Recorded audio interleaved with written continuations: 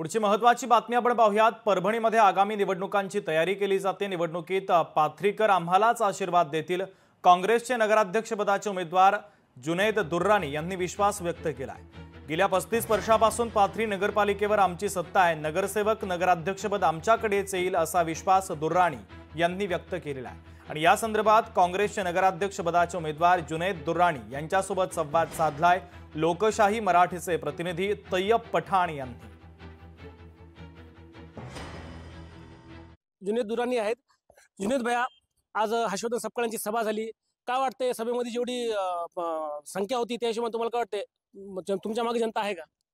जनताचा अपाट प्रेम आम्हाला या निवडणुकीत भेटत आहे आणि जनता जी आहे ते पूर्णपणे बाबाजानी साहेबांच्या मागे आहेत, आमचे पाठीशी आहेत आणि मला खात्री आहे की जनताच्या आशीर्वादाने आम्ही जे आहेत हे निवडणूक जी आहे आम्ही पार पाडू आणि पैकीचे पैकी उमेदवार आमचे निवडून येतील असा माझा विश्वास आहे।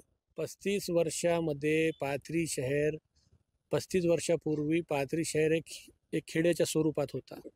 आज तुम्ही एक पत्रकार आहे, तुम्ही सुद्धा पाथरीत फिरा आणि बघा की पाथरीची मार्केट कमिटी कशी झाली, पाथरीतला आठवडी बाजार कसं झाला, पाथरीमध्ये ईदगाह कसं झाली, पाथरीमध्ये जे व्यापारी पंचायत समितीचे संकुल आहे ते कसं झाला।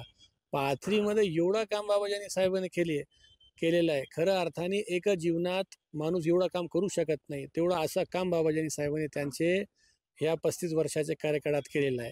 आणि विरोधकाचे कसे माहिती आहे का, काम असतं की आरोप करणं आणि आमचं काम आहे की लोकांचे काम करणं। तर आम्ही त्यांना आरोप करू द्या, आम्ही लोकांमध्ये जाऊ, आमच्या जे आम्ही भविष्यात त्यांच्यासाठी काय करणार आहे ते सगळ्या गोष्टी त्यांच्या समोर ठेवू आणि जनताचा आशीर्वाद नक्की आम्हाला भेटतील अशी मला खात्री आहे। तय्यब पठाण, लोकशाही मराठी, परभणी।